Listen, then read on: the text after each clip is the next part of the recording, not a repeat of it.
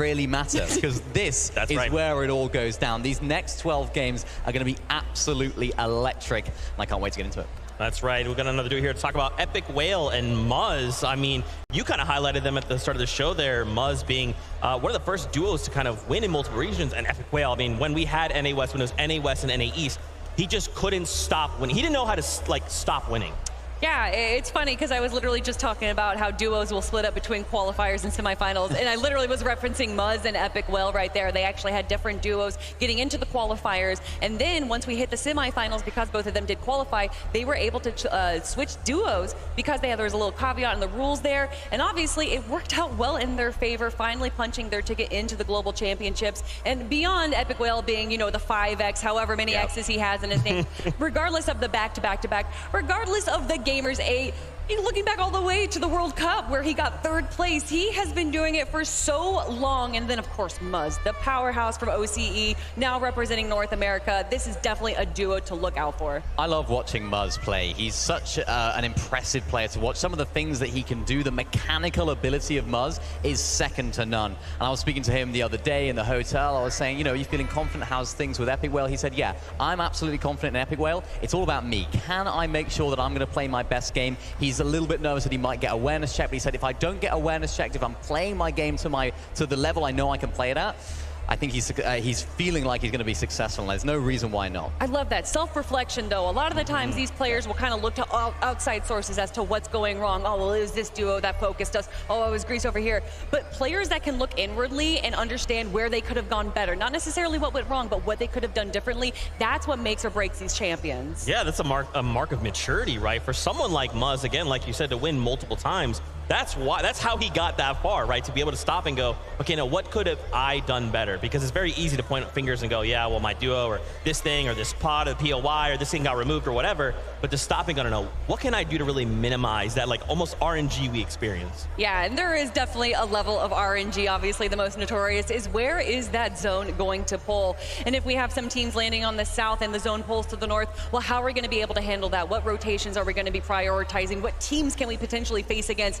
Being able to what these Fortnite players are able to do with how much goes into it is honestly uncomparable even to some of the other bigger esports out there. Yeah, it's absolutely crazy. I mean, you mentioned the zones, particularly now in the low to no mobility meta, particularly that sort of 8 zone, those later stage zones, maybe not in endgame, but it's those rotations where you have a maximum pull zone. It's those teams that have the forecast tower. It's those teams that have got their storm surge early. It's those teams that aren't trying to fight on the rotates. They're the teams that are going to try and put themselves in the best position and find the most success, but it's so difficult to do. It's so easy, it's so much easier said than done. Just be like, oh yeah, just go front side, go around teams, don't get shot, don't go into another team, don't box fight. But it's so difficult to do in practice because there's so many different things going on in your head. Oh, we need a bit of damage, let's hop in there. Maybe that's not the best decision to make. So the low mobility meta really shakes things up, and I'm interested to see how the players can see how they do the affection of that, I should say. Yeah, I love that balance, right? Kind of striking, okay, we're starting the game, let's say we're uncontested, great. We know we have to hit 555 materials, right? Wood, brick, metal. Yeah. We have to go and we have to get our loot. What weapons are we doing? What's our surge strategy? Now it's zone 1. We got to start getting in position. We are low on surge. Surge is on. What tags are we getting? Oh no, someone's boxing on us. It's all just so dynamic moment to moment. And what's been so exciting with this season is that usually when we see loadouts from major to major, it's the same weapons in everyone's loadout. Yep. But this major, between the shotguns that we have, the ARs that we have, the pistols as well. Yes. There's a lot of variety. Actually. Yeah, there is lots of different loadouts. He spoke about Thomas HD earlier on with that Monarch pistol, expecting some big damage coming out of him this weekend. There's just so many different varieties, even the new shotguns, of course, you mentioned. Lots of different ways that teams can not have necessarily just one best shotgun, not one best assault rifle. Lots of ways to express yourself in the game. Are you more of a close box-to-box player? Do you like to play a little bit further away when you're taking fights? And that's what I'm interested to see a lot of our teams doing. How can they show their identity this weekend, applying themselves in the new strategy and the new season? Do you guys feel that, like, in that moment to moment, right? So let's say we're like, we're going to have this surge strategy. We're going to need this loadout. Does that change moment to moment? Does that change zone to zone?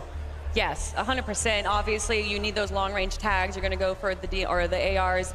having to get those Storm Surge tags, of course, but once you get closer, once you get to the end game, you're going to go fighting box to box. You want to make sure that you have your favorite shotgun, and really, depending on the player, you might see Sovereign, you might see the Gatekeeper, or you might see that Hammer Pump. Yeah, or even those dual-wield SMGs. Those things are absolutely crazy. I think a lot of teams, a lot of players will be looking to pick those up towards the later stage of the game. When everyone's a little bit closer, you don't necessarily need that range of the assault rifles, of course. It seems like the burst is the most common one for the players that are trying to get the Storm Surge tags. It's not quite as good in box, so expect to see a lot of teams trying to switch that up going into the late game. Is there maybe a weapon or two, or an item or anything that, you know, if these off-spawn situations don't happen, oh, you know what? Oh, guys, I'm getting word. I'm getting word. It is that time. Once again, from the bottom of our hearts, we are so thankful for your patience. That's right. It's game time. Let's send it up to our casters for game number 1. When you see us, we want to see W's because we're ready. It looks like the game is just about to kick off here. Let's jump into match number 1.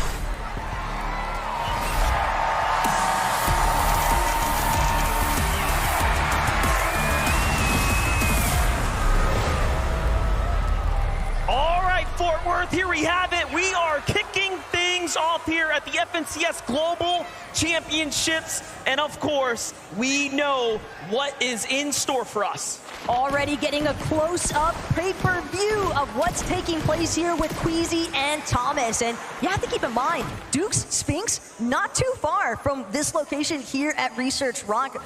Brawler's Battleground, I think, providing a decent opportunity for a little bit of early clashing, potentially. We'll talk about those early clashes. We already know what's going to happen here. It's Malabuka Murstache versus the Powered Alex, the Power Worthy. First tags are going to go to Carmine Corpse Murstache, though.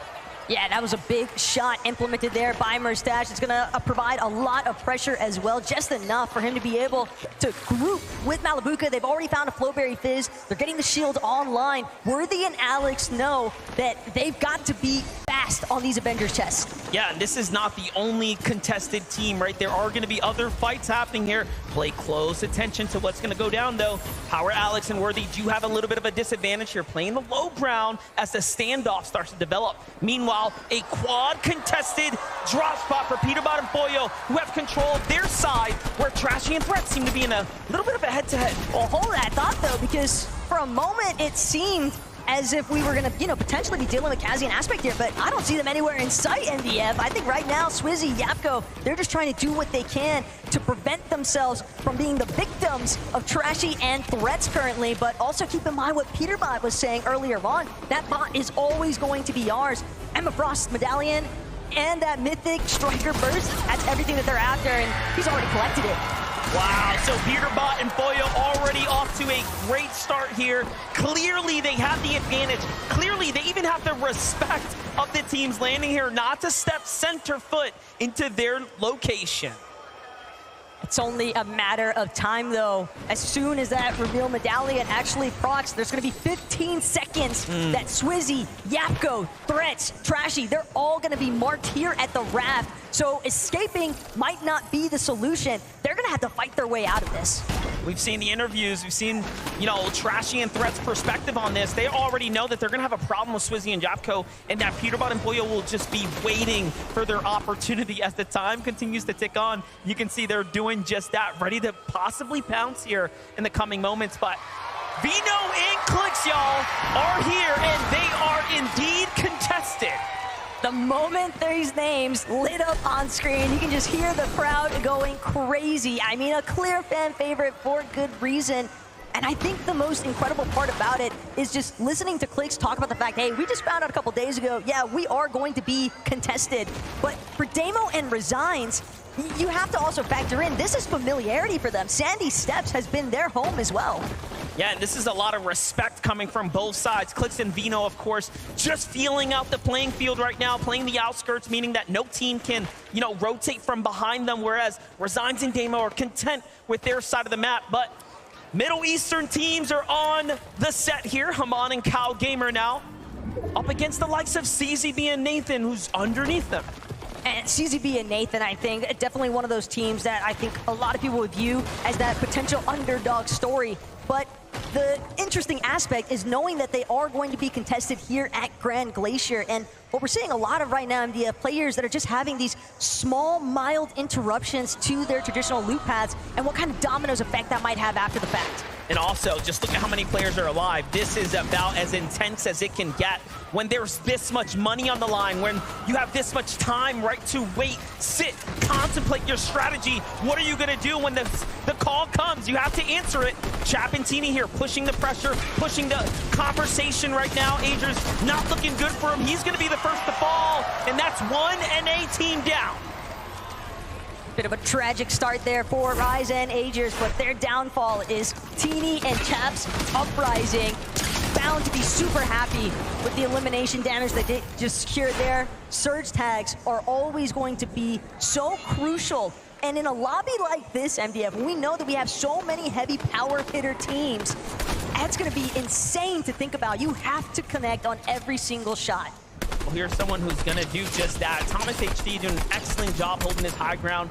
He's got the angle down on the teams there in the distance. I saw Gone and Quanti as well, still at Mount Olympus. We know that they have that drop spot, not for free, but again, that southern side is theirs at the moment. Queasy and Thomas HD are going to be happy with these tags, right? This is the bigger picture of hyper-competitive Fortnite. It just doesn't get more difficult than this. Clearly, we have a lot to talk about when it comes down to Cammy and Seti. This is a team that is a favorite and a favorite for a reason, as is Vico and Flixie, some of Europeans' strongest coming up, and I dare to say part of the new era. Sparks already started to fly, though. Vico trying to see if he can get an overhead view onto Virgo and Shadow. A little bit of a wraparound. Virgo now trying to see if he can switch, but Shadow, he's left too exposed. Vico, Flixie, they take the opportunity. They try to collapse. A nice connection, but at the same time, Shadow still standing. Virgo knows it's time to bail. And they're going to force themselves into a disengage, but Flixie, he's not interested in that. Flixie wants more. Oh, yeah, this is a storybook kind of conversation right here. This is something that we expect it to happen. If you're going to go up against the likes of Flixie and Vico's pathing, you just have to get out of the way or get ran down. And Virgo and Shadow are going to be another NA team to fall here to the hands of a European juggernaut. And, you know, this is, again, I have an inkling just to start for Flixie and Vico. Hey, there's a big reason why these guys have Reckless Railways uncontested. You do not want to have to deal with some of those up-close and personal box fights early on, but Paper, Victor V, they've also found themselves in a little bit of skirmish here. Clone, alongside Kremzu, trying to make sure, but they've got to be careful. Look at the stealth opportunity here. Gone and Quanti, absolute ninjas. They're getting really close here. A lot of danger lurking nearby, and Brazil, of course, known for what they're capable of when it comes down to jumping in and playing aggressive, and they do just that, but no, the ambush was unsuccessful. Paper, oh, so close, escapes by the skin of his teeth. Talking about Brazilian teams sneaking up. It's Persa and Ed also on the prowl right now. Everybody just crouch walking up to all of the commotion that this box fight is bringing just outside northwest side of Mount Olympus here. And the most important aspect, though, Paper, you gotta respect that 180 turnaround, throws up the middle wall, make sure to protect himself. But Persa, they've now found an opening, but it's gonna be cut short.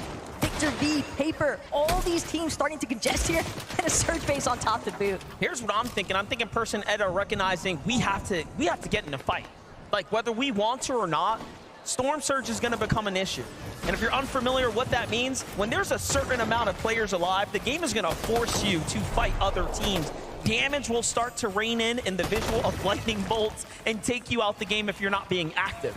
The real thorn in the side right now, though, for Victor V and Paper is it's evident that they want to get inside of that bunker. Clone and Kremsu, though, they are doing everything in their power to prevent anyone else. They might find themselves trapped at the bottom of it for a time being, though, because keep in mind, teams do like to hold whenever they find duos inside of that bunker. See Quanti and Gone also setting up, looking back inwards, trying to see what's going to happen here. Meanwhile, Victor V and Paper really wearing the results of this drawn-out fight on their loadout right here. You can see ammunition starting to run low, builds even shorter than that. It's only going to be a matter of time before this starts to go super south, so if Paper and Victor V can't step up and finish this fight soon, it's not going to be good. Yeah, but at this point, they have to find closure. There's no opportunity to retreat. You are all in at this stage. They've invested too much time, and they know that they need more surge tag damage as well.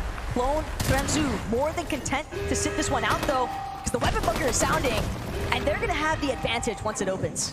Yeah, if they get to jump down there first and, of course, secure the goods, there's going to be a lot of loot that's going to be given out to Clone here shortly, but Paper and Victor V don't want that to happen. You can see how much more urgency, right, is put behind these shots now as they're trying to push in.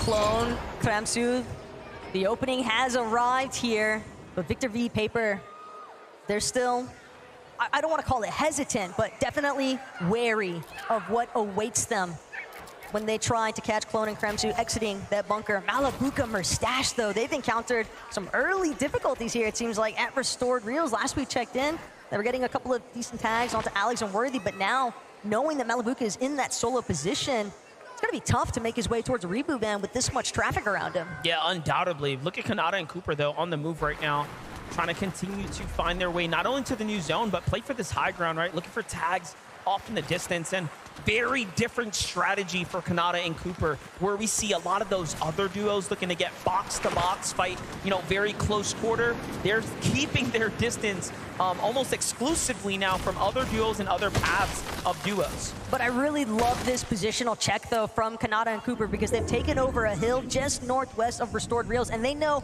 all those duos that are far west on the map, far north, they're gonna have to rotate through Cooper and Kanata.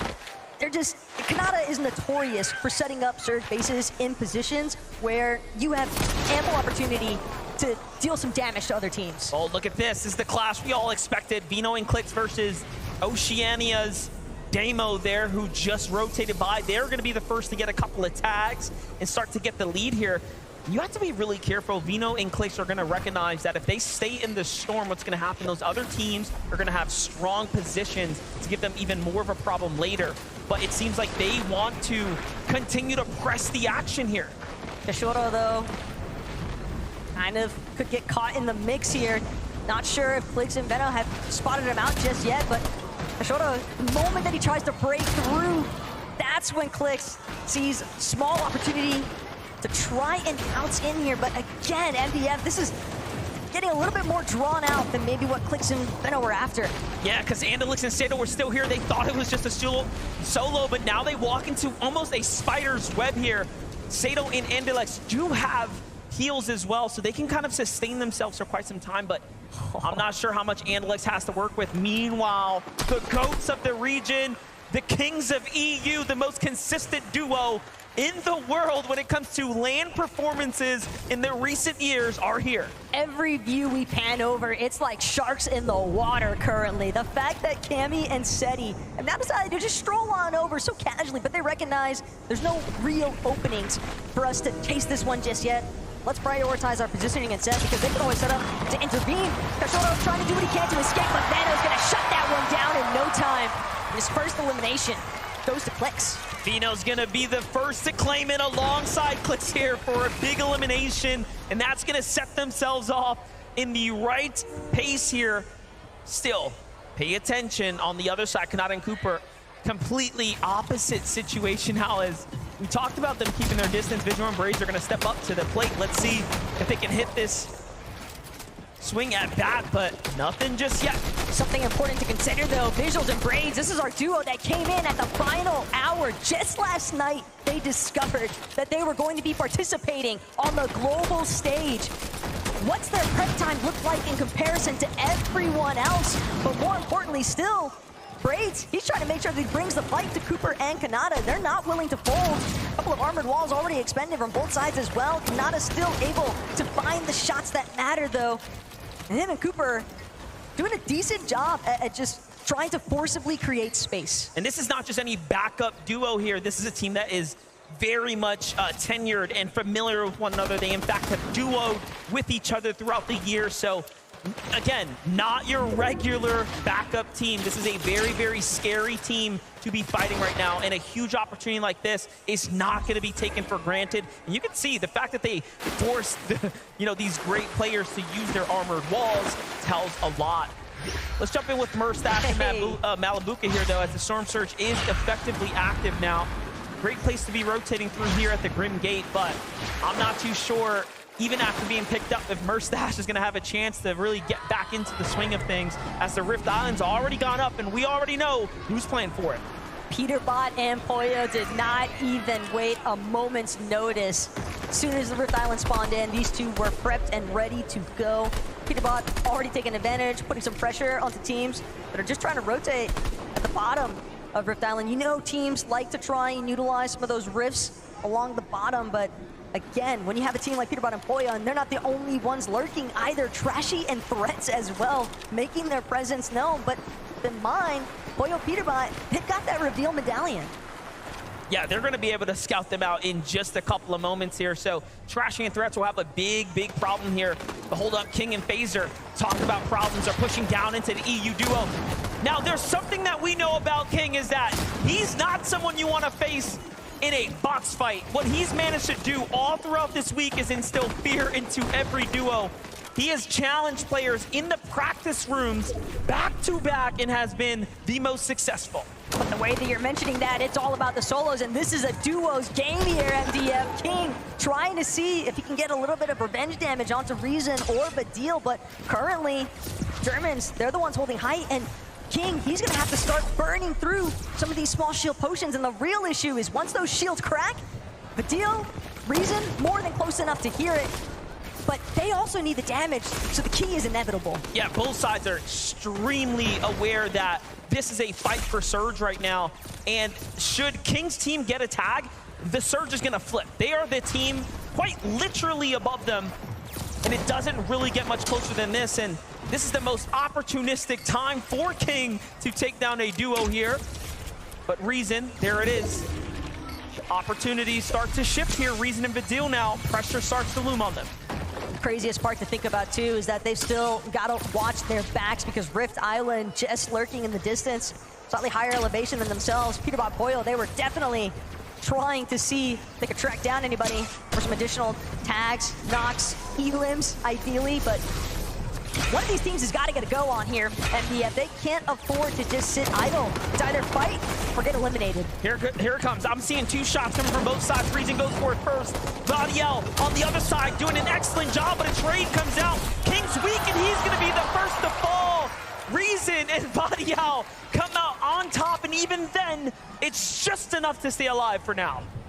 Crazy, though, when you think about how many teams are getting caught inside of these box fights, inside of the Storm itself. Merstash, Malabuka, they're just on a recovery tour currently, and it's incredible to think that they're still 156 above that damage threshold, despite that hiccup of Malabuka having to make the reboot van play in the first place.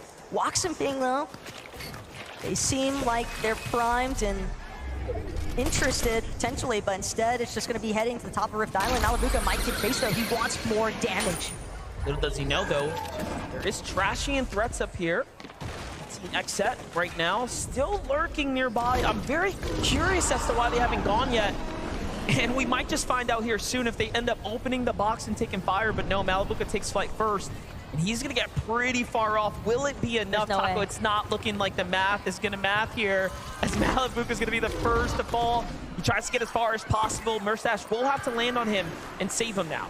The problem, though, is that we're looking at 2 tick zones currently, Monster. Merstash, he can try his best effort, but I fear he might meet a similar fate, because even if he makes it into this next edge of zone, he's still gonna have to deal with all the teams that are already based up, situated, and ready to take advantage of the players that are late straggling in. Take a look at this refresh from Vino and Clicks now, as they managed to find themselves a little bit of a cachet from some leftover action between Casper and Prism. Prism now not being in this fight. And still, you have OCE's Damo and Resigns almost on this warpath with them, continuing to be that thorn in their side, if you will, for lack of a better phrase. But back on over to the focus here as Clicks is looking for action here. Those are his walls. It's Acorn, it's Cold on the other side. A very scary team to go against. in the warm-up games yesterday, in the scrims, right, in our practice lobbies. They pulled off a incredible 16 eliminations just to show the lobby what they're capable of.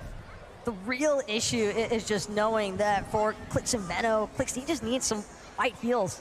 And you're not going to get that at this stage unless you're able to take down another team successfully. Mustache and Malabuka, though, have pulled off a miracle at this point. And it does seem, even though they're a little bit worse for wear, they're battered for sure, but they're still kicking, and that's all they need at this stage. They do have big shields as well to work with. That headshot that he picks up right there is going to make a huge difference there as far as their survivability is concerned. Major eliminations are happening, though, as we're covering the action here. One of those, it's Peterbot and Boyle staying active here. Down goes Cheats from the high ground there. And they are doing what we expect of them. Very healthy, extremely material capped, and now picking up points. That's a runaway train potentially starting to take form. Meanwhile, other teams like Huddy and Kovacs just trying to see if they can find an angle. Yuma Rise under a little bit of duress here, but it's back to Clix. Veno trying to see if they can finagle their way out of this awkward position that they found themselves in, boxed up right next to Acorn and Cold. But again, Acorn and Cold, they've got a decent amount of materials to work with. More importantly still, though, I think that they are certainly willing to jump into a fight if it calls for. Oh yeah, yesterday has absolutely proven that they can take on any team without a problem. Talk about good teams that are still standing right now, teams that we've been kind of following the story. Victor V and Paper. Paper a little worse for wear. Seems like a bad peek's going to go ahead and put him on the backside of this engagement here. And Vino facing the struggles of taking a lot of damage here as well, not being able to recover now as they don't have whites. Still has a couple of flow berries, but again, will that really be enough? Queasy, Thomas HD now starting to surface as well near their area. Ritual, though, takes some big tags, left that wall open just a moment too long. But Ritual, free, keep in mind, coming out of Doomstad, they gotta be dealing with Epic Well and Muzz early on. The fact that this duo already has 3 elims is rather impressive, but Malabuka as well, still holding his own. Shari's got a little bit of an angle peak advantage, so Malabuka's gonna look to try and see if he can find a more aggressive push from underneath. Meanwhile, Mustache, again, just trying to make sure he doesn't take another tick from the Storm, but it's too little too late. Just barely makes it in. At least Malabuka can go for the revive. You know, all things considering, he'll have more HP when he stands up than he did when he went down, so it's not all too bad here, but it is definitely time lost. The surge is active. They need to find a couple tags. Into the box they go. Back behind him is another duo as well, and if he doesn't hit this shot, he's going to be sent back to the lobby, and he hits the one that matters. Malabuka and Mustache are clawing their way out of this hole here, and unfortunately, it might not be enough here. It's so close. Malabuka is doing everything in his power, but right here, they have finally met their end. Zero business making it that far in the first place, though, but that is the kind of power that Malabuka and Mustache can bring. Well, here's a couple things to celebrate. Placement points has been reached. We are inside the top 25. Anyone alive now is going to start to be rewarded with more and more points. This is where things start to almost compound for you, so you want to stay up. Vino is down right now. Clix has a very important decision to make here. Do you save your best mate or let him get sent back to the lobby so you can just focus in now? Seems like he wants to go for the save. Armored Wall is going to be the saving grace here for a moment, though. Instead, Vino makes the call. Leave me. Continue to play the game here. Veno knew there was just way too much pressure coming from the other side of that wall. A fully intact duo, and that duo being Queasy and Thomas HD. There's just no realistic opportunity for Clix to bring that one back. But Queasy, he's actually looking a little hurt here. He might have been desperate at that point, and Clix finds himself in a similar situation. Only has small shield to rely on, 2 below. When it comes to the damage threshold, he's got to make a move, and he's got to do it now. But I don't think anybody's giving him an opening. Well, he's still inside the top 20 now. The more teams that fall, this would be excellent for Clix here. He just has to hold on a little bit longer, and he is doing just that. A little bit of a zone pull towards his side, more or less. But High Ground has Cammy and Seti looking from up above, and it has never looked better for this duo. Kadu and Cia having already been eliminated. And again, reconvening with Clix's oh my god POV, but Clix is just crazy with the movement.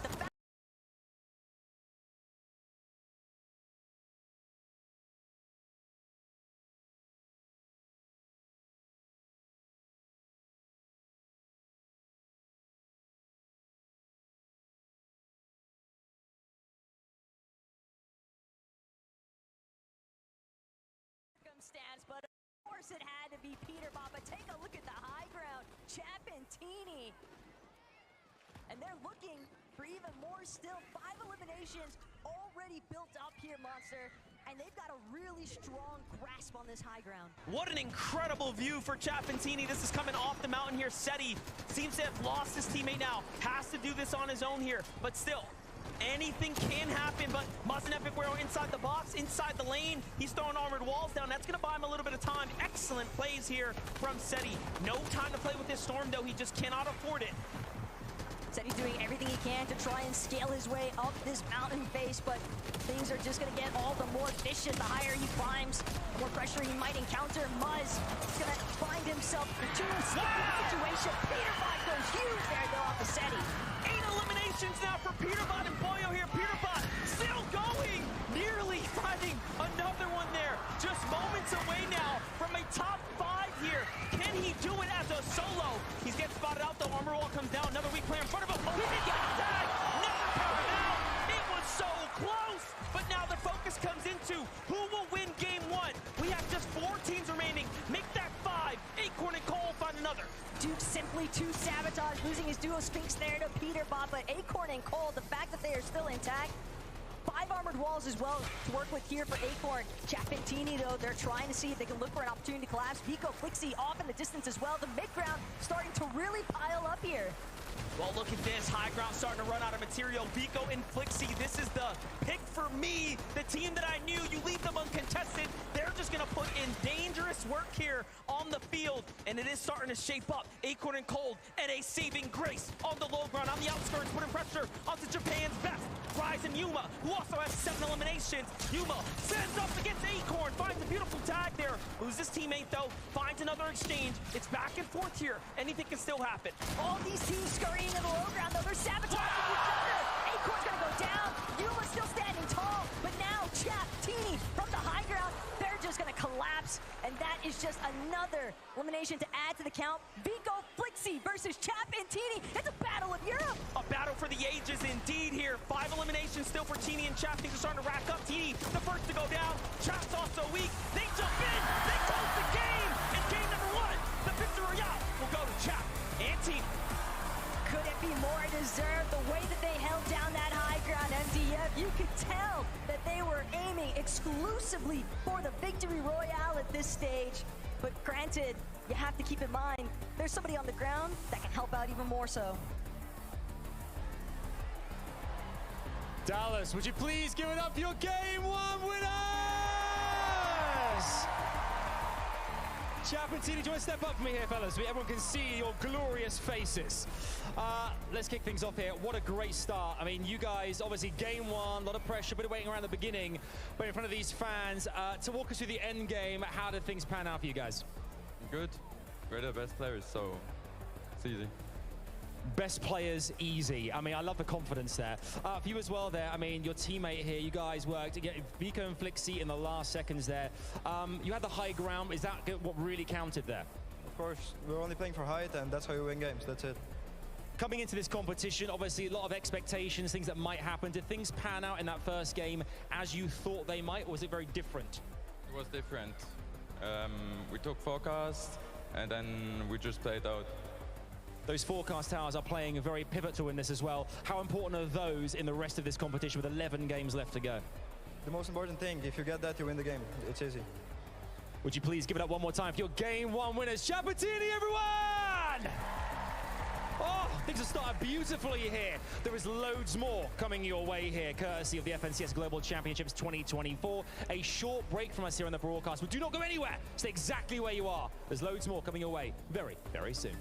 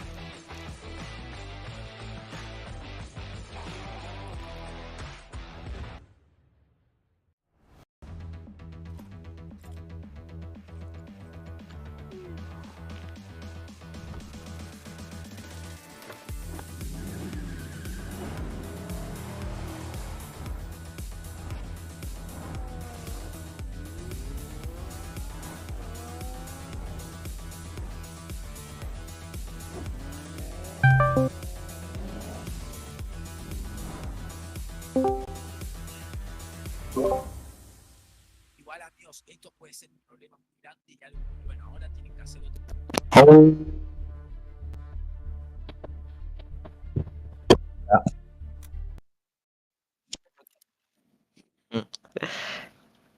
Boludo, ¿viste Peter Roth?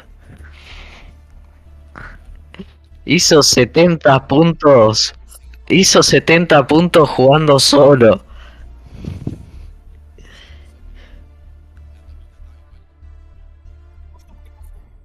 Apoyo lo habían matado. Y Peter Roth hizo 8 kills jugando solo. Hizo la clucheada. La cluchó. Escúchame, La cluchó por un buen rato, pero se murió por zona. comparte pantalla, gorda.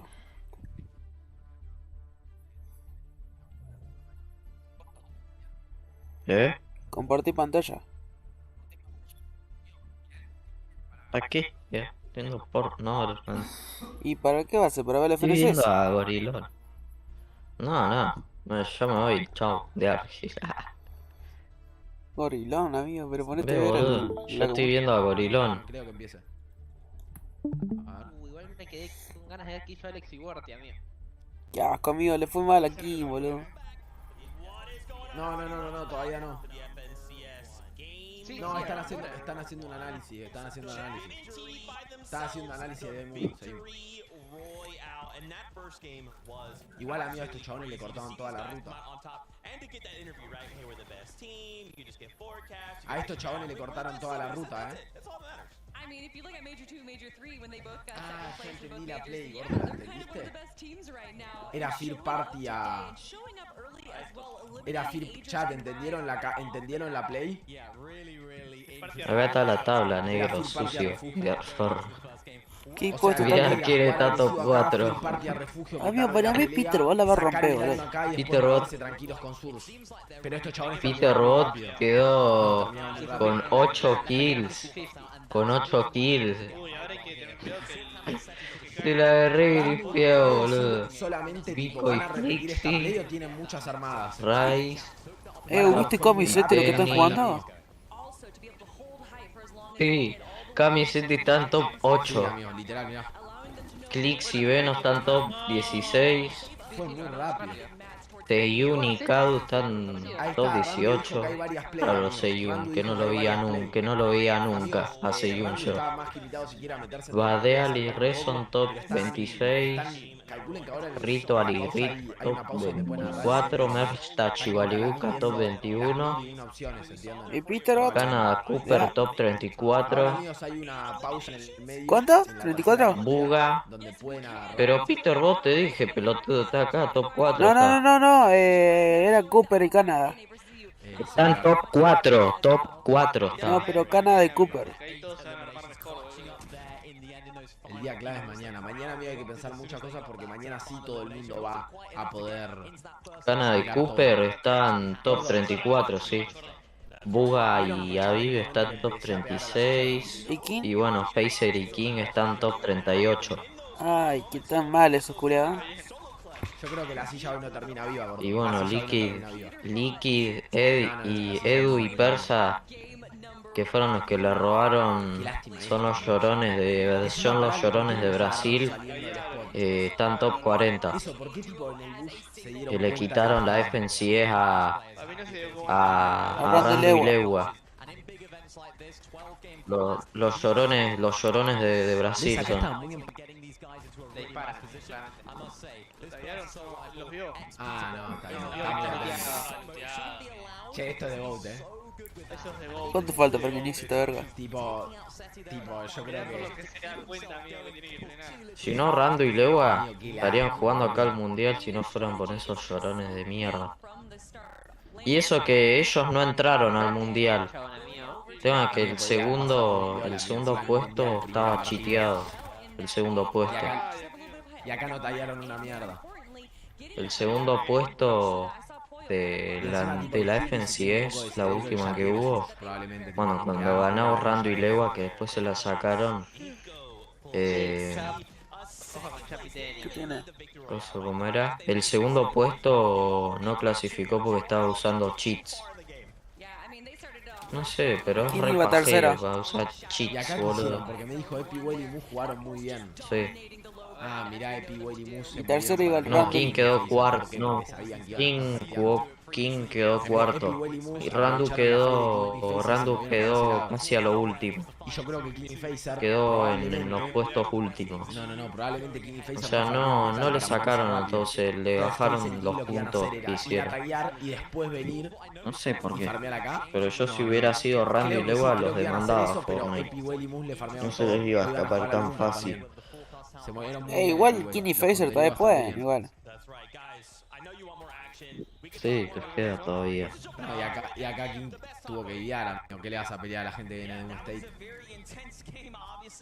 Pasa que se remandaron los culiados. Acá es cuando se complicó la pelea. Acá es cuando se complicó la Formateé partida, el celu, boludo. Yo no tengo nada. Nada. Porque si Tengo no, la nada. gasolinería El mío conseguía está renando metal y con esto conseguían el loot. No tengo ni sticker, no tengo nada. Nada, y encima, amigo, además de que se Tenía movían 3 personas, mirá cómo millones de impresionaron. stickers. Tenía. Bueno, empezó el segundo game, amigos. A Empezó el ver. segundo game, lo tenemos. Ahí empezó la segunda partida. A Se ver. confía, amigos. Empezó la segunda. Ahí está. A ver. Se confía, amigo, la concha de mi madre, no hay que bajarse, amigo. La primera play de muchas. Le voy a descargar stickers.ly, que fue donde los saqué los stickers todos rancios. De Poné pantalla completa, gordo. stickers. ¿Eh? Poné pantalla completa. No, ya. Ah, después voy a actualizar la cosa. Ahí está, gato. Hace gato mea. Pero la concha, la. Va a hacer algo, dice. Bueno, para ver. Vamos a ver Fortnite nomás, porque me da paja. Ahí Peter está, Bot. la gorilón. Ahí está, mira. Encima apenas entré ya enfocaron a Peter Bot y Pollo. Y Polla, mira.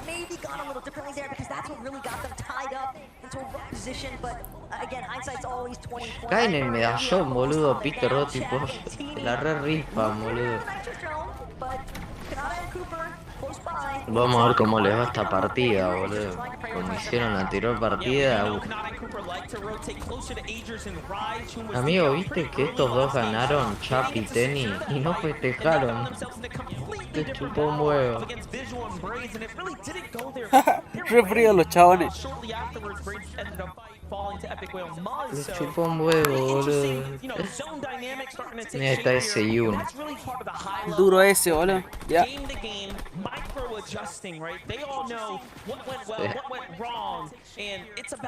Me acuerdo Seyun y Kim, boludo, eran las cabras, boludo. El trío de King, creo que era King, Seyun y no me acuerdo en quién más era. Ahí Rustic. Alto trío fue ese. Mira, ahí aparece Peter Bot y Pollo, top 4. La llega, boludo, la llega a hacer Peter Bot. La llega a hacer en un mundial. Chau acusaciones de cheater, todo, boludo. Ahí está King. King y Facer peleando contra Coso. ¿Cómo era que se llamaban estos? Ahí está, ahí. Pues bien, esos putos no. Ahí está Facer, boludo. Ahí está Facer, boludo. Y arriba tienen los otros. Bueno, le intentaron pelear pero se fueron. El tema es que tienen que sacar daño, porque en la anterior partida murieron por el Surge. O sea, murieron por la culpa del Surge. Pasa que los pelotudos fueron y se mandaron de una, boludo. No, el tema es que qué raro que a ellos le pusieron Surge si ellos a principio de partida habían hecho daño. Cada uno había hecho daño y no sé, el Surge se lo agarró igual. Se los agarró igual. Una